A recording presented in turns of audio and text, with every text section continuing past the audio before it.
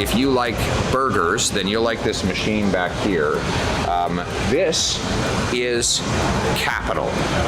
We wonder what capital is. Capital is advanced machinery like this.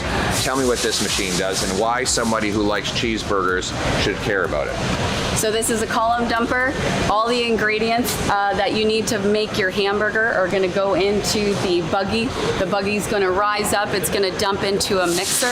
That mixer is going to mix all the ingredients for your juicy hamburger. It will go into a former, and then it will go into a freezer, and then it will go onto our conveyor system. Look over at that conveyor system right over there. That's also capital, right? It is also capital, and it will go into a packaging machine, into a box, into a truck, into the grocery store. So that people can have a nutritious, delicious, protein-packed hamburger brought to them at the lowest possible price with the highest possible health, safety, and nutritional value.